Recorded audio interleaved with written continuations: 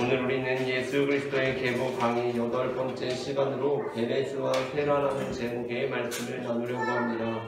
말씀을 나누기에 앞서 다 함께 창세기 38장 1절부터 30절까지의 본문을 제가 한 절 여러분이 한 절 교독하도록 하겠습니다.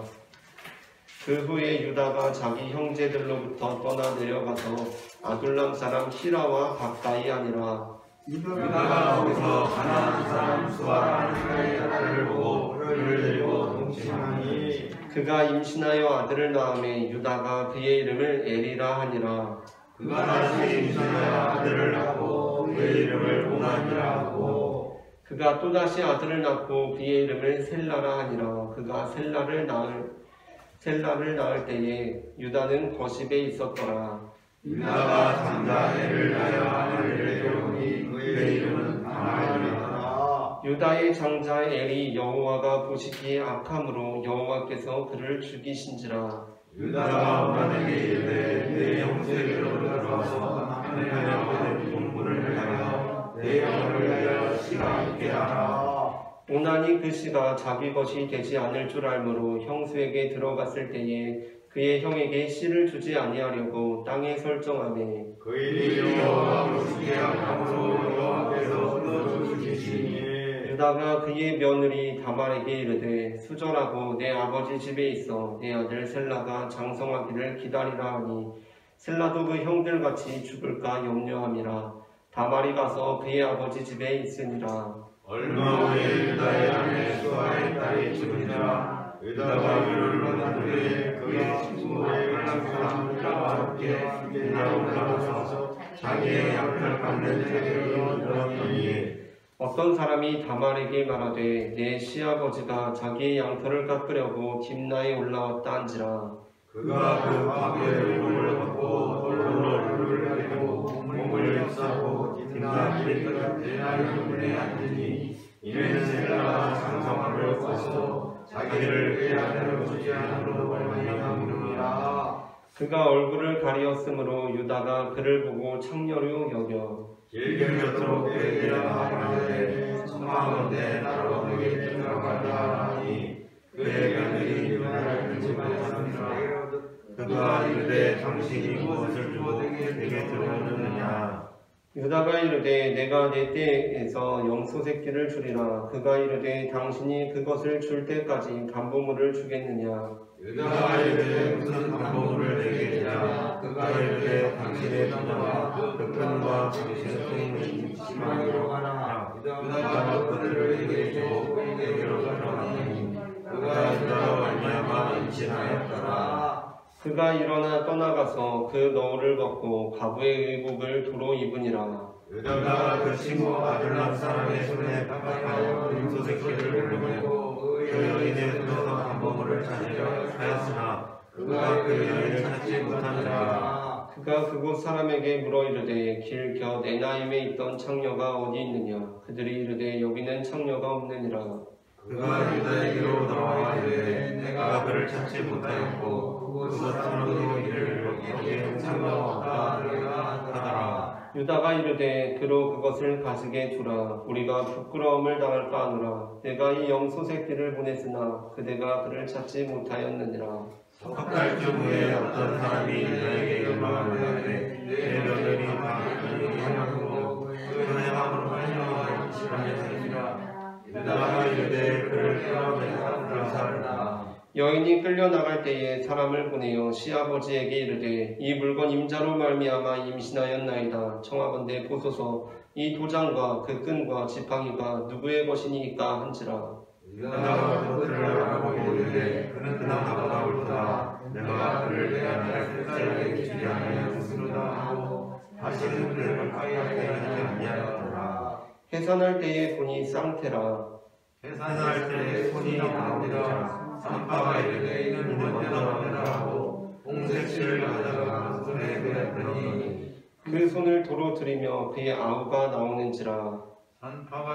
산파가 이르되 내가 어찌하여 터뜨리고 나오느냐 하였으므로 그 이름을 베레스라 불렀고 그의 이름 곧 손에 홍색실 있는 자가 뒤에 나오니 그의 이름을 세라라 불렀더라. 아멘. 이 시간 예배의 자리에 나오신 여러분 환영하고 축복합니다. 오늘 우리는 창세기 38장 1절부터 30절까지의 본문으로 베레스와 세라라는 제목의 말씀을 나누려고 합니다. 전해지는 말씀 가운데 하나님의 은혜가 있으시기를 바랍니다.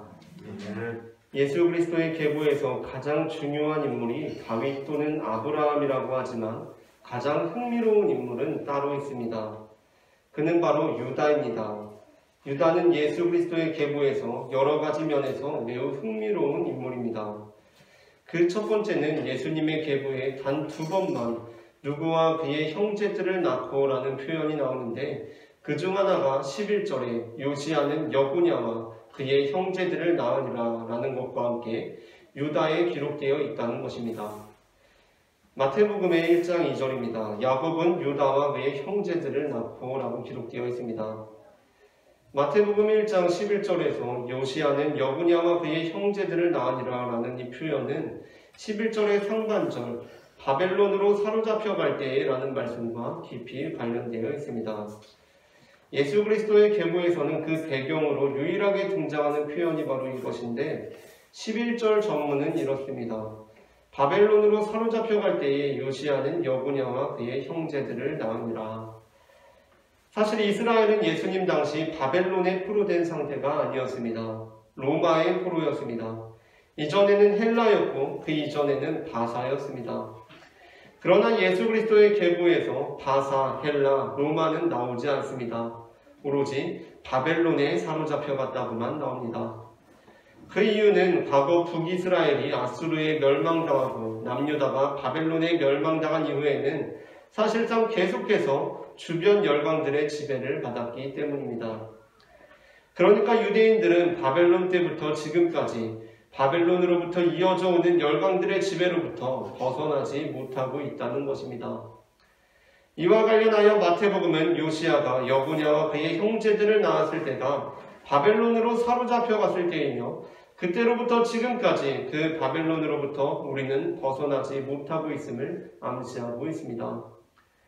그런데 마태복음은 야곱의 아들 유다에서도 마찬가지로 그의 형제들을 낳고 라고 기록하고 있습니다. 그 이유는 우리가 야곱의 아들 유다와 그의 형제들을 생각할 때 떠오르는 서사가 있기 때문입니다. 그 서사는 바로 요셉의 형들이 요셉을 팔아버리는 내용에 관한 말씀입니다. 그리고 그것은 요셉이 이집트의 총리가 되는 출발점이 되고 나아가 그 사건은 아이러니하게도 이스라엘 민족이 애굽의 종살이로 이어집니다. 그러나 또한 이스라엘 민족의 애굽 종살이는 자연스럽게 출애굽이라는 위대한 사건을 연상케 합니다. 그렇게 예수 그리스도의 계보의 첫 번째 부분 1절부터 6절의 상반절 말씀은 이스라엘의 위대한 왕 다윗 왕의 탄생으로 끝납니다. 이는 마태복음이 예수 그리스도를 통해 이 땅 가운데 벌어질 일이 어떠한 일인지를 나타내고 있는 것이라고 할 수 있습니다. 여고냐와 그의 형제들이 바벨론으로 사로잡혀간 후에 이스라엘은 계속해서 열강들의 지배를 받아왔습니다. 바사, 헬라, 로마로 이어지는 지배의 역사는 그들로 하여금 하나님의 백성이라는 자의식보다는 열강들의 지배를 받는 힘없고 열등한 나라라는 자의식을 심어주게 되었습니다. 이러한 현실 속에서 마태복음 기자는 그들의 선조들이 겪었던 애굽에서의 역사를 돌이켜보게 합니다. 이스라엘은 이전에도 오랜 기간 열강의 지배를 받았던 바 있습니다. 그러나 하나님께서 그들을 구출해내셨고 그 역사는 위대한 왕 다윗에 이르게 되었습니다. 마태복음 기자는 지금 우리가 겪고 있는 이 지배의 역사 역시 예수 그리스도를 통해 극복될 것이라고 선포하고 있습니다. 사실 예수님께서 이 땅에 오신 이후에도 유대인들에게 있어서 바벨론으로부터 이어져 오던 로마의 통치는 끝나지 않았습니다. 그러나 예수님께서는 이스라엘 제국의 지배로부터 탈출시키신 것이 아니라 모든 인류를 죄와 악의 세력으로부터 탈출시키셨다는 것입니다. 다음으로 또 흥미로운 점은 유다에게서 처음으로 예수 그리스도의 계보에 여성의 이름이 등장한다는 것입니다. 예수 그리스도의 계보에 있어서 중요한 특징 중에 하나는 족보에 남자의 이름만 나오는 것이 아니라 여자들의 이름들이 등장한다는 것입니다. 예수 그리스도의 계보에는 유다와 관련된 다말부터 시작해서 라합, 룻, 우리아의 아내, 그리고 예수님의 어머니 마리아까지 총 5명의 여자들의 이름들이 나옵니다. 심지어 마리아를 제외한 4명의 여성들은 이방인들이기까지 합니다. 그러한 면에서 마태복음에 나타나는 열방에 대한 구원의 메시지, 이방인들을 향한 하나님 나라에 대한 초청의 메시지는 여기에도 담겨 있다고 할 수 있겠습니다. 하지만 사실 여기 나오는 여자들이 이방인들이라는 것은 마태복음 기자가 우리에게 전해주려고 했던 핵심적인 메시지였다고 보기는 어렵습니다. 왜냐하면 여기 나오는 여자들의 이름들, 즉 다말, 라합, 룻, 우리아의 아내가 결국에는 마리아를 암시하고 있다고 한다면 마리아는 이방인이 아니었기 때문입니다. 그렇다면 마리아와 관련하여 다말, 라합, 룻, 우리아의 아내가 갖는 의미는 무엇입니까? 그것은 이들이 모두 성적인 스캔들을 가지고 있는 여성들이었다는 것입니다. 오늘 우리가 읽은 바와 같이 다말의 경우는 자신의 시아버지 유다와 성적인 스캔들이 일어납니다. 다음으로 라합의 경우는 그 직업이 기생, 사실 창녀로 기록되어 있으며 다수의 성서신학자들은 성경에서 정탐꾼들이 라합의 집에 들어간 것은 성적인 스캔들의 의미를 담고 있다는 데 동의하고 있습니다. 그러니까 기생 라합이 자신의 구원을 쟁취하기 위해서 정탐꾼들에게 성적인 스캔들을 벌인 사건이라는 것입니다. 셋째로 룻의 경우는 어떻습니까? 룻 역시 그 배우의 시어머니 나오미의 조언들이 있긴 했지만 당시 굉장히 당돌한 여성으로서 수절을 지켜야 하는 과부임에도 불구하고 베들레헴의 유지였던 보아스에게 의도적으로 접근한 성적인 스캔들과 관련 있는 인물입니다. 다윗과 우리아의 아내에게 벌어진 일은 우리가 이미 예수 그리스도의 계보 강의 6번째에서 다룬 바가 있기 때문에 더 다루지 않아도 되겠습니다. 그러니까 4명의 여성이 모두 성적인 스캔들을 지니고 있습니다. 그런데 그들을 통해서 누가 태어나게 됩니까? 이스라엘의 역사상 최고의 왕이자 유대인들의 메시아 다윗 왕이 태어나게 되었습니다.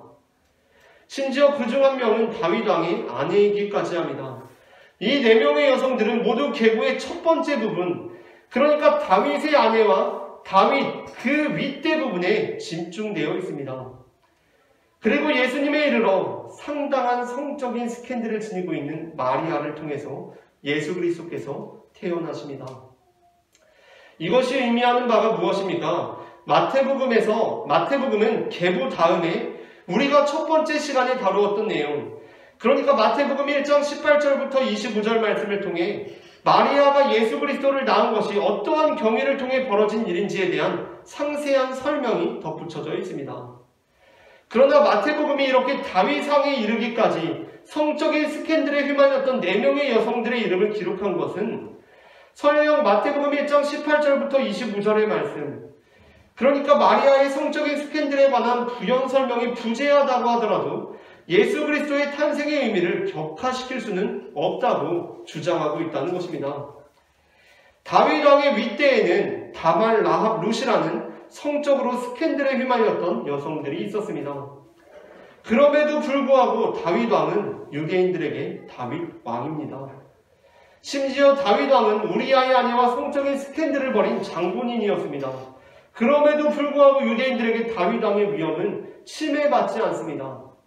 그러니까 예수님 역시 요셉과의 관계에서 성적인 스캔들에 의해 마리아에게 태어났다고 하더라도, 그러니까 초대교회 당시의 교회 외부, 유대교에서 그것을 이유로 예수님의 메시아됨을 부정하고 있는 것은 적절하지 못하다는 것이 마태복음 기자의 평가라는 것입니다. 9세기경의 기독교 신학은 예수 그리스도께서 어떻게 나셨는지에 대한 주제로 갈등을 겪었던 바가 있습니다. 물론 지금과 마찬가지로 당시에도 사람들은 예수님께서 성령으로, 그러니까 여성의 질을 통하지 않고 임신되었다고 믿었습니다. 그런데 당시에 한 신학자가 예수님께서 일반 사람들과 똑같이 여성의 질을 통해 출생되었다는 주장을 했다가, 그러니까 이것을 유념해서 들으시길 바랍니다. 예수님께서 일반 사람들과 똑같이 여성의 질을 통해서 임신되었다는 것이 아니라 출생되었다는 주장을 했다가 당시 통념의 벽에 부딪히게 된 적이 있었습니다. 오늘날 대부분의 기독교인들은 예수님께서 여성의 질을 통하지 않고 임신되었다고 믿지만 예수님께서 출생하신 방법에 대해서는 거의 생각해보지 않거나 생각해보더라도 출산은 그냥 평범한 사람들과 똑같이 했을 것이라고 일반적으로 생각합니다.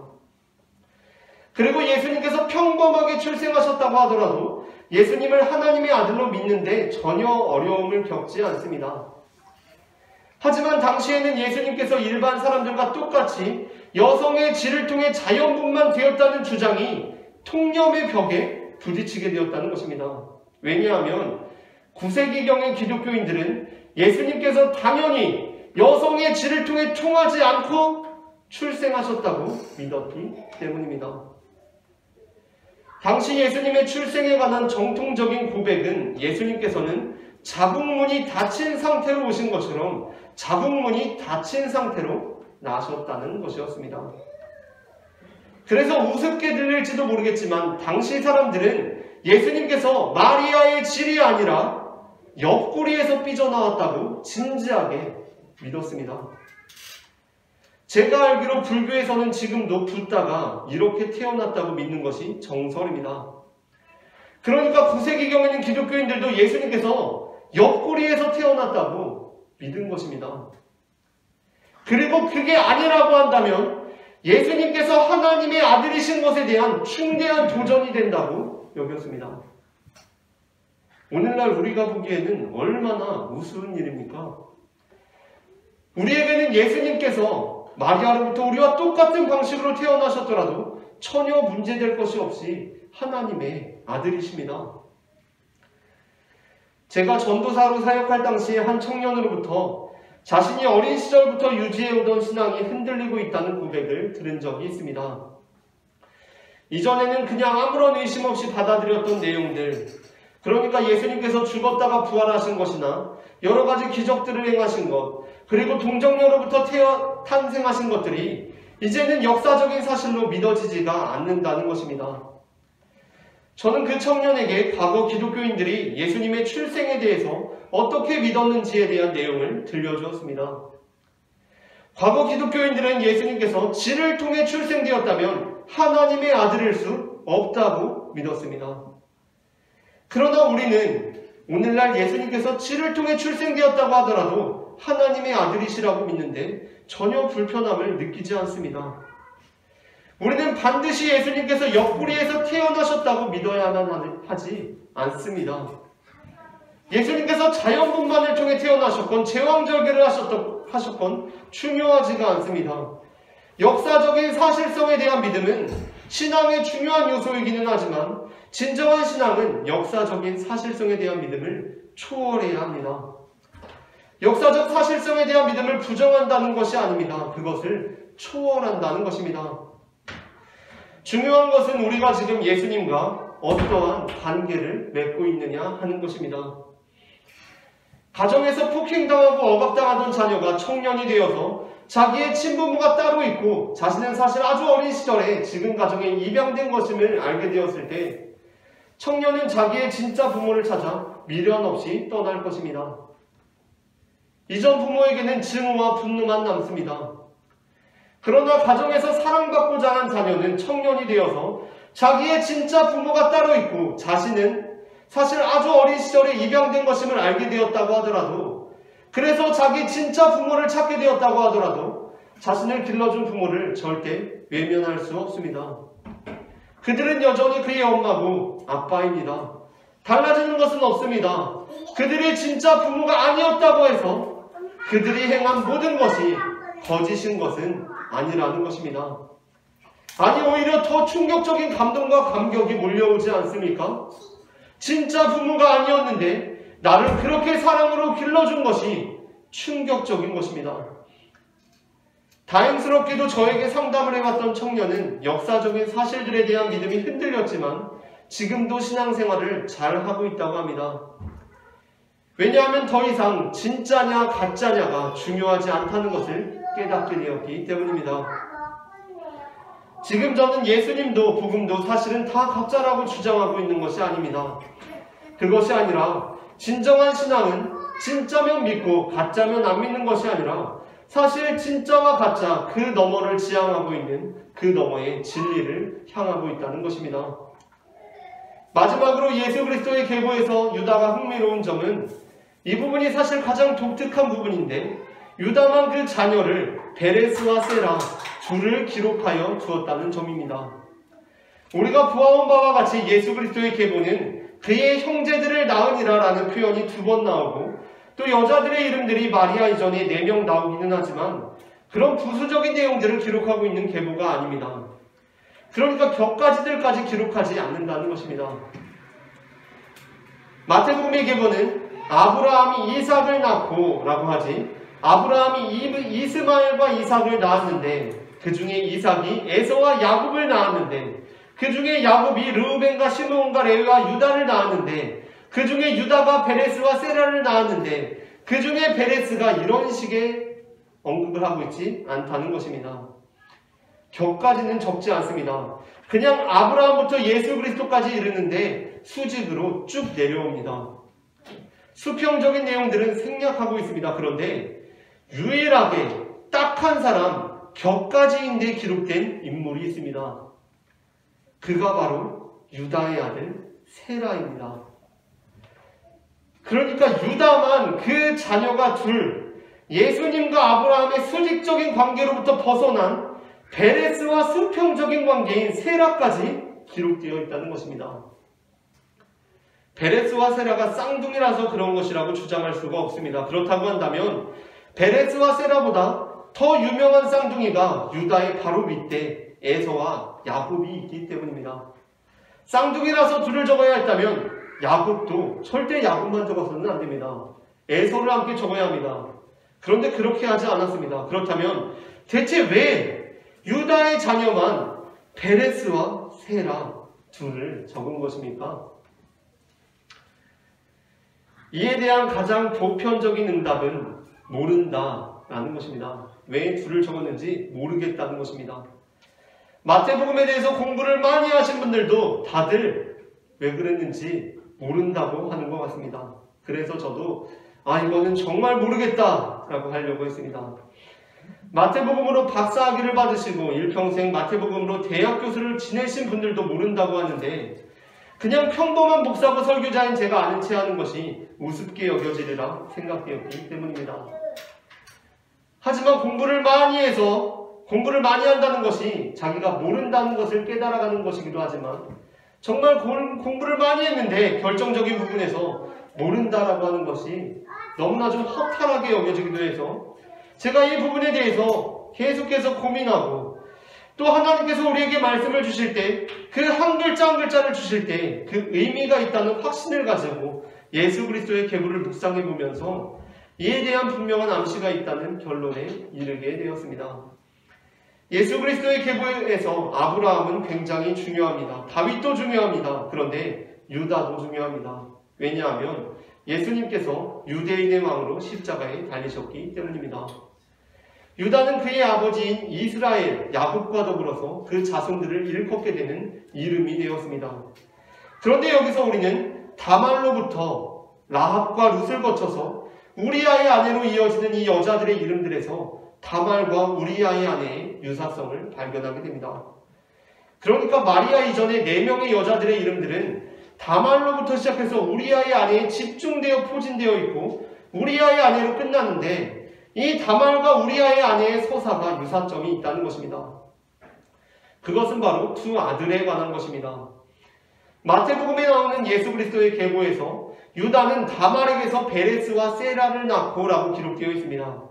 그래서 유다와 다말에 관한 내용이 담긴 창세기 38장 오늘 본문을 보게 되면 유다와 다말에게 벌어진 일이 기록되어 있습니다. 그 구조, 우리가 읽은 본문의 구조가 이와 같습니다. 유다와 다말의 관계에 대한 배경이 나옵니다. 그리고 유다가 다말에게 벌인 죄가 나옵니다. 그리고 이에 대한 다말의 고발이 나옵니다. 그리고 그에 따른 유다의 자백이 나옵니다. 그리고 끝으로 두 아들의 출생에 대한 내용이 나옵니다. 두 아들의 출생은 다음에 나오는 아들이 사실은 형을 이기려고 터뜨리고 나오려고 했다는 것입니다. 그리고 그 베레스가 그 형을 능가하고자 했다는 것입니다. 우리가 다윗을 다루면서 보게 되었던 다윗과 우리아의 아내에 관한 내용은 어떻습니까?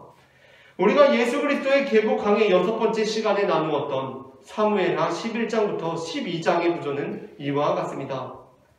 먼저 다윗과 우리아의 아내에 관한 배경이 나옵니다. 그리고 다음으로 다윗이 우리아와 그의 아내에게 벌인 죄가 나옵니다. 이에 대한 나단의 고발이 나옵니다. 그리고 그에 따른 다윗의 자백이 나옵니다. 끝으로 두 아들의 출생이 나오는데, 그리고 그 두 번째 아들인 솔로몬이 첫 번째 아들을 능가하고 예수님께서 사랑하는 자가 되는 내용이 나옵니다. 그러니까 마태복음 기자가 기록한 유다는 다말에게서 베레스와 세라를 낳고라는 본문은 두 번째 아들이 첫 번째 아들을 대체하는, 그러니까 새로운 생명이 죽음을 이기고 나아가야 하는 다윗과 우리아의 아내의 아들들에 관한 말씀과 깊은 관계가 있음을 암시하고 있다는 것입니다. 그러한 면에서 유다와 다말, 그리고 다윗과 우리아의 아내에 관한 본문의 구조적 공통점에 주목하게 됩니다. 그 공통점은 무엇입니까? 그것은 유다와 다윗이 자신들이 벌인 죄에 대하여 고발이 들어왔을 때 그것을 곧바로 인정했다는 것입니다. 유다는 남자였고 다윗은 왕이었습니다. 그리고 우리가 이 본문들의 배경에 대해서 깊이 생각해보지 않더라도 지금 상황상 유다와 다윗은 그 고발을 충분히 묵살할 수 있는 위치에 있는 사람들이었습니다. 그냥 모른 척하고 부인하면 그만이었습니다. 아무도 그 권위에 도전하지 못합니다. 그러나 그들은 그렇게 하지 않았습니다. 그들은 그것이 자신들의 죄라는 것을 깨닫게 되었을 때 그것을 인정했습니다. 반기독교인들이 기독교를 비난할 때 하는 말 중에 하나는 기독교인들은 자신들의 상황을 지나치게 합리화한다는 것입니다. 그 대표적인 표현이 우리 믿는 사람들이 하는 말로 하나님의 뜻이라는 것입니다. 우리는 무슨 일이 있으면 하나님의 뜻이라고 말합니다. 그래서 반기독교인들은 기독교인들을 마치 따먹지 못하는 포도를 신포도라고 합리화하는 여우들과 같다고 하기도 합니다.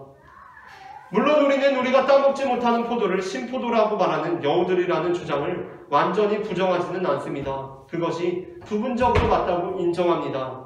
그것은 바로 고통의 문제에 대하여 그렇습니다. 우리 삶에 찾아오는 고통들이 있습니다. 결핍들이 있습니다.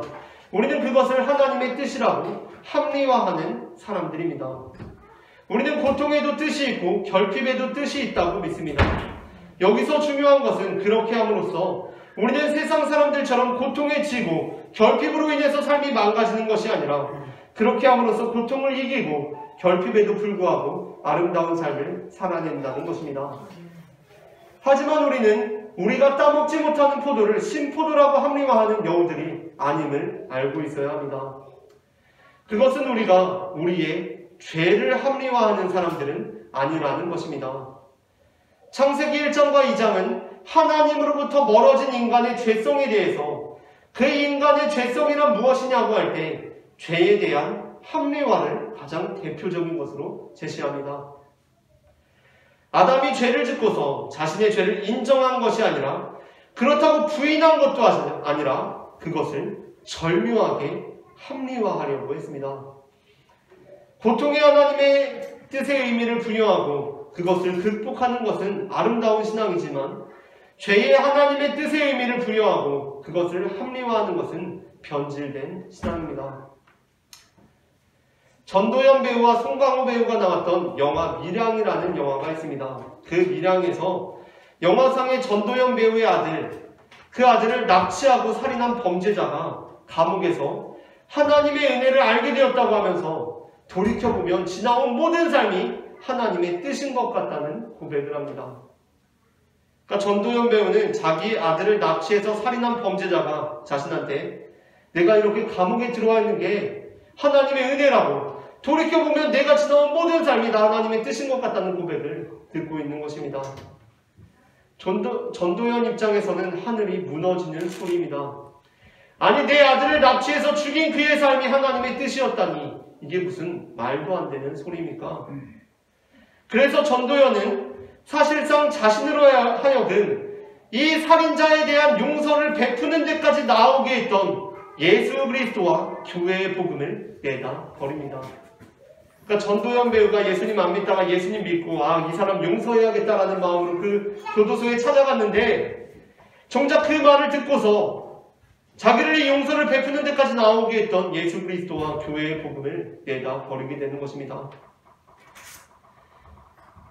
이 장면은 죄를 합리화하려는 왜곡된 기독교가 고통을 합리화하는 진정한 기독교를 어떻게 굴복시켜 왔는지를 보여주는 장면입니다.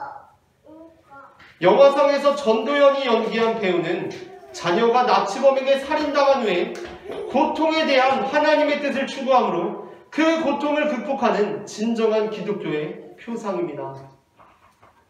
그러나 왜곡된 기독교가 진정한 기독교를 공격합니다.